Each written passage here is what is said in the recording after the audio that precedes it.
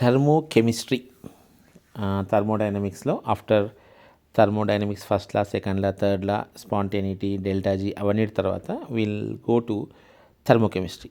Thermochemistry start చేయడం thermochemical equations ఈ టర్మ్తో స్టార్ట్ చేద్దాం. The chemical equations in which heat change accompanying a reaction is also numerically specified with proper sign by delta H or delta U by the side of the equation are known as thermochemical equations. అంటే C plus O2 gives rise to CO2, delta H is equals to minus 393.5 ఇలా రాస్తే that's called thermochemical equation. అంటే along with the products పక్కన comma పెట్టేసి delta H is equals to delta HA రాస్తాం మనం. Delta E very rarely we write because delta H is at constant pressure, delta E or delta U is at constant volume. మనం ఎప్పుడు constant pressure దగ్గరే చేస్తాం కాబట్టి delta హెచ్ఏ consider చేయండి. Okay, in these equations physical states of the reactants and the products are also mentioned in the brackets by the symbols. Physical states సాలిడా, గ్యాసా, లిక్విడా, అలోట్రోప్స్ ఉంటాయి, గ్రాఫైటా, డైమండా, ఆర్థోరాంబికా, మోనోక్లినికా ఇవన్నీ మెన్షన్ చేయాలి. Allotropes will also be mentioned. The enthalpy of an element in its standard physical state is fixed as 0. Actual enthalpy cannot be determined. ఇప్పుడు కార్బన్ ఉందనుకుందాం బెట, కార్బన్ గ్రాఫైట్కి value we take it as 0. ఓకేనా, diamond కాదు, గ్రాఫైట్నే మనం thermodynamically more stable form కింద consider చేస్తాం. అదే standard state form. Standard state ఫామ్లో ఏదైనా 0, ఓన్లీ H2 గ్యాస్ ఉందనుకోండి 0 అంతే, ఎందుకంటే హైడ్రోజన్ గ్యాసియస్ స్టేట్లోనే ఉంటుంది. H2 gas 0, O2 gas 0, O3 తీసుకోం, O2 gas తీసుకుంటాం.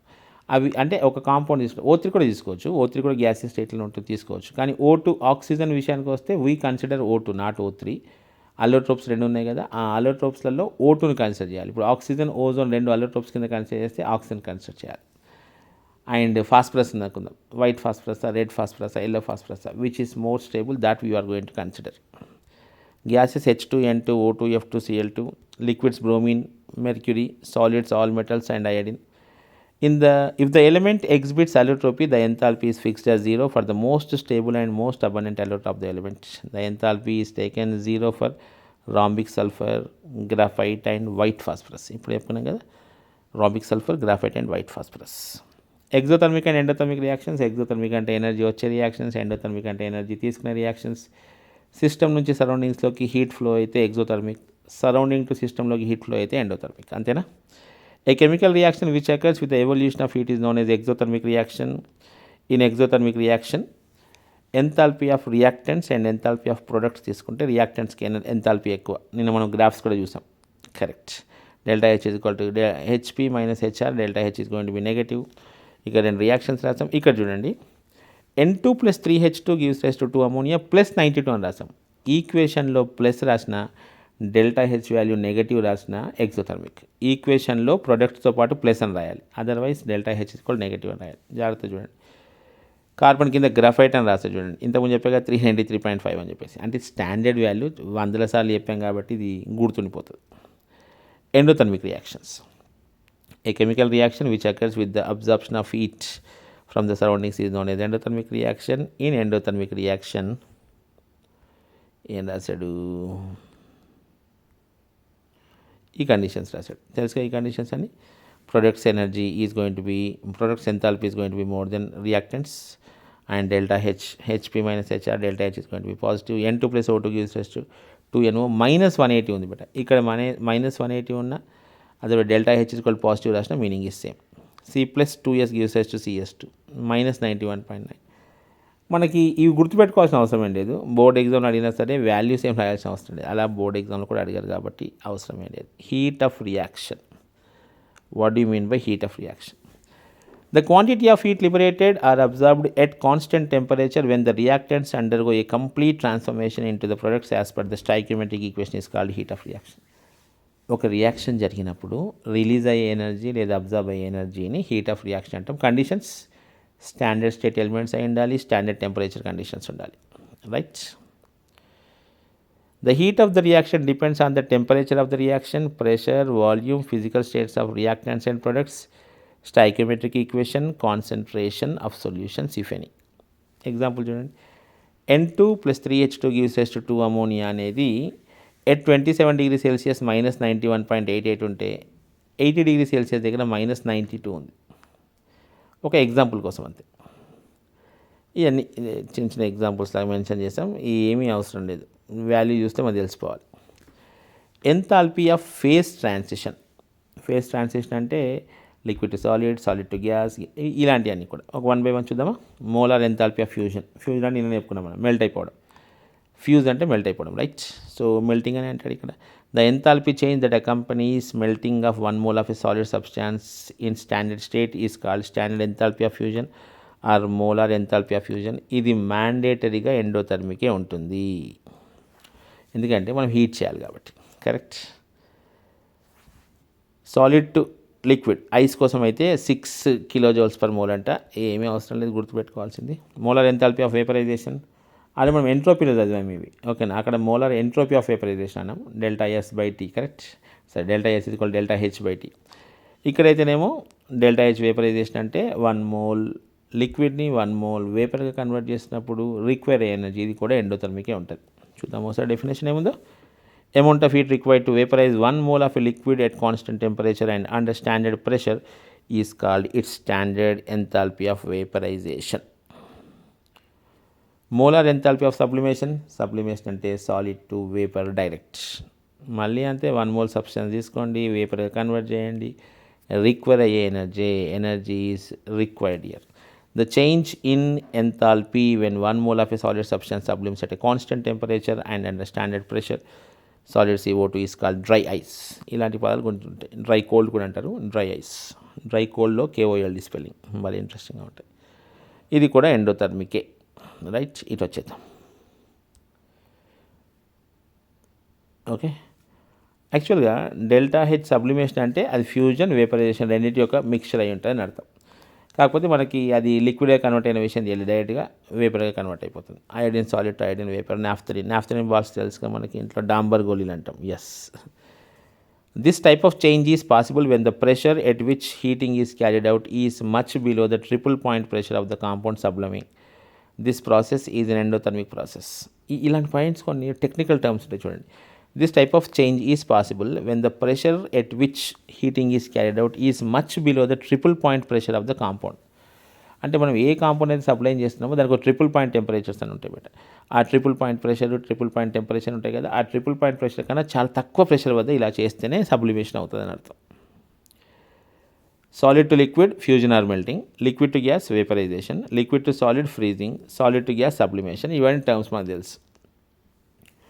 One crystalline form to another crystalline form, for example alpha sulfur to beta sulfur.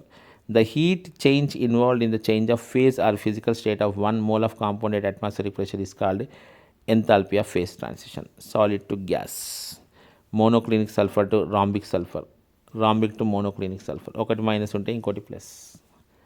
చాలా simple definitions but. Enthalpy of formation. Formation అంటే form అవడం. ఏదైనా ఒక molecule form అవుతున్నప్పుడు అది దాని యొక్క నేటివ్ స్టేట్లో ఉండే ఎలిమెంట్స్ నుంచే ఫామ్ అవ్వాలి, అది కండిషన్. సో 1 mole ఆఫ్ కాంపౌండే ఫామ్ అవ్వాలి, నేటివ్ స్టేట్లో ఉన్నటువంటి ఎలిమెంట్స్ నుంచే ఫామ్ అవ్వాలి. అప్పుడు energy released or observed is called heat of formation or enthalpy of formation. ఇది ఎగ్జోథర్మిక్ కావచ్చు, ఎండోథర్మిక్ కావచ్చు. చలో, what is return here, let us check. The amount of heat evolved or absorbed when 1 mole of compound formed from its constituent elements at constant temperature is called heat of formation. Antena? The amount of heat energy released or absorbed when 1 mole of a compound is formed in its standard physical state by the combination of elements taken in their standard physical states is known as standard heat of formation of the compound. ఇప్పుడు మనకి water కావాలనుకుందాం. H2 + O2 gives rise to water. Correct. H2 + half O2 gives rise to water రాసుకోవాలి, కానీ 2H2 + O2 gives rise to 2H2 రాయదు. 1 mole of compound form అవ్వాలి. That must come from its standard state elements at standard temperature. The standard heat of formation of the compound is represented by delta HF0. The standard heat of formation of the compound may be positive or negative. ఇక్కడ కొన్ని examples ఇచ్చాడు, ఏమి గుర్తుపెట్టుకోవాల్సిన లేదు, కానీ గ్రాఫైట్కి 0 ఇచ్చాడు చూడండి. Yes, H + aqueous 0 ఇచ్చాడు. అంటే మీనింగ్ ఏంటి? స్టాండర్డ్ స్టేట్లో ఉంటే వాల్యూ 0. ఎస్, ఇక్కడేముంది నెక్స్ట్ లైన్ క్లియర్ అయిపోద్ది. If the standard heat of formation is negative the compound is called exothermic compound. అంటే ఆ కాంపౌండ్ ఫామ్ అయ్యేటప్పుడు ఎనర్జీ రిలీజ్ అయితే దాన్ని ఎగ్జోథర్మిక్ కాంపౌండ్ అంటారు, లేకపోతే ఎండోథర్మిక్ కాంపౌండ్ అంటారు. If the standard heat of formation is positive the compound is called endothermic compound. exothermic compounds are generally stable, are thermodynamically more stable than endothermic compounds. ఎందుకంటే ఆ compound form అవుతున్నప్పుడే energy release అవుతుంది అంటే ఆ compound యొక్క energy తక్కువ అని అర్థం.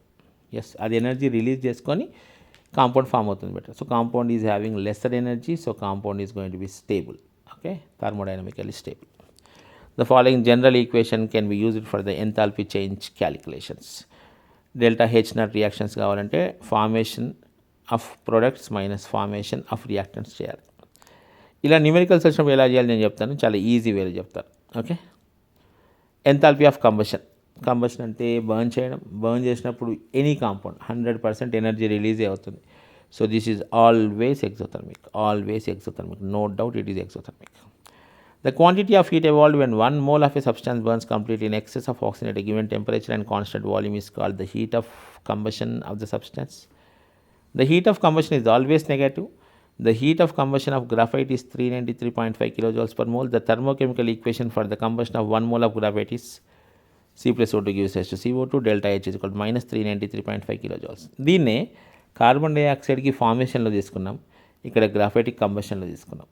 ఓకేనా, హీట్ ఆఫ్ రియాక్షన్ కూడా ఎగ్జాంపుల్లా తీసుకోవచ్చు, కంబషన్ ఆఫ్ గ్రాఫైట్ తీసుకోవచ్చు, ఫార్మేషన్ ఆఫ్ CO2 తీసుకోవచ్చు. ఒకటే ఈక్వేషన్ అన్ని రకాలుగా వాడుకోవచ్చు.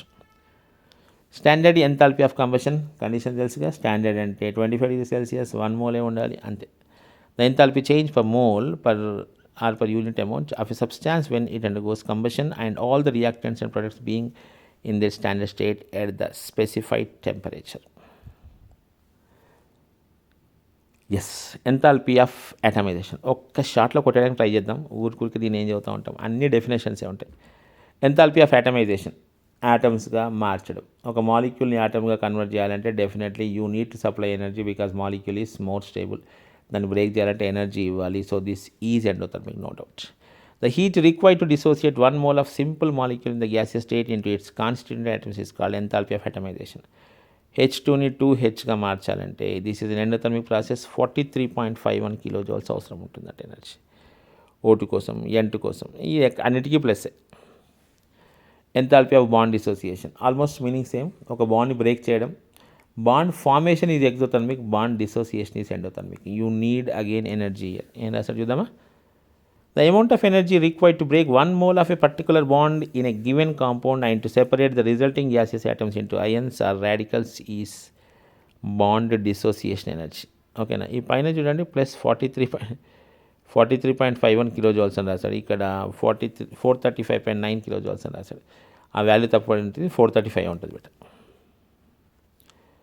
The bond dissociation energy in a polyatomic molecule will be only average value because in each step the dissociation different fragments are involved. Correct. మనం మామూలుగా CH4 gives rise to C+4H అని రాస్తే అన్నిటికీ ఈక్వల్ ఎనర్జీ తీసుకుంటాం, కానీ కాదు, అన్ని bonds break అవుతాం. ఫస్ట్ బాండ్ బ్రేక్ అవడానికి ఎనర్జీ, సెకండ్ బాండ్ బ్రేక్ అవడానికి ఎనర్జీ సేమ్ కాదు. ఒకేసారి అన్ని బాండ్స్ బ్రేక్ అవ్వవు, 1 by 1 బాండ్స్ బ్రేక్ అవుతాయి. ఒక్కొక్క బాండ్కి కొంత ఎనర్జీ ఉంటుంది, కానీ మనం యావరేజ్ తీసుకుంటాం. చూడండి, ఫర్ ఎగ్జాంపుల్ ఫస్ట్ హైడ్రోజన్ పోవడానికి 427, సెకండ్ హైడ్రోజన్ పోవడానికి 418, థర్డ్ హైడ్రోజన్ పోవడానికి 460, లాస్ట్ హైడ్రోజన్ పోవడానికి 343. ఒకటి 343, ఒకటి 460, రెండు 418 దగ్గరలో ఉన్నాయి.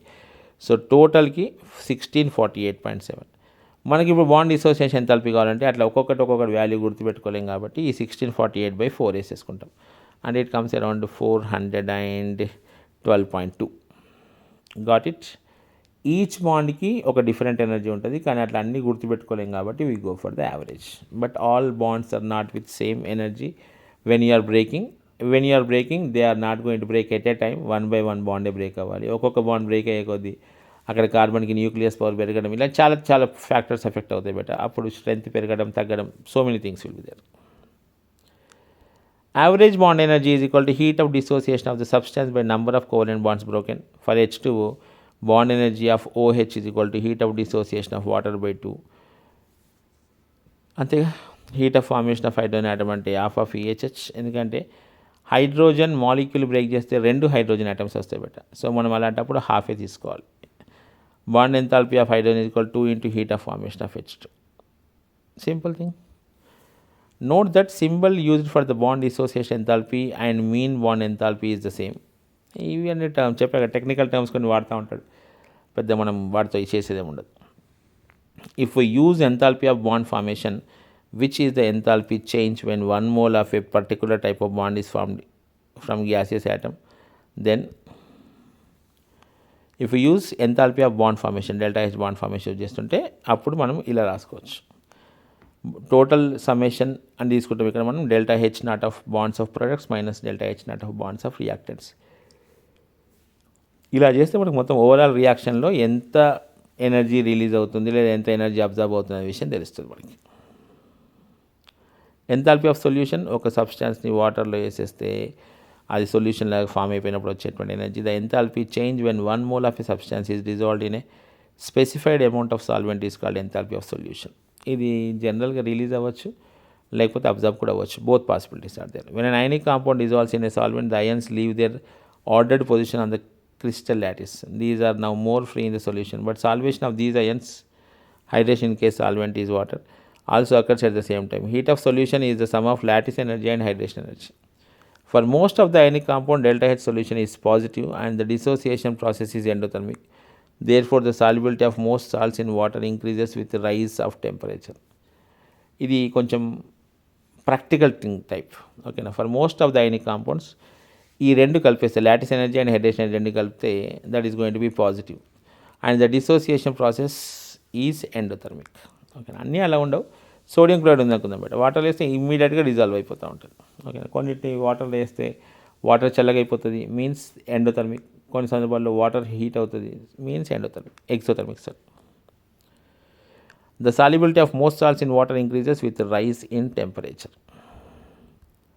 ఈరోజమ్మా నెక్స్ట్ ఒక పని చేద్దాం. లాటిస్ ఎంథాల్పీ నుంచి మిగతా ఇంకో వీడియోలో చేద్దాం, ఎందుకంటే 16 నిమిషాలు అయింది. చాలా పిల్లలు బోర్ అవుతూ ఉంటారు. 15 నిమిషాలు అయిపోయింది. ఓకే.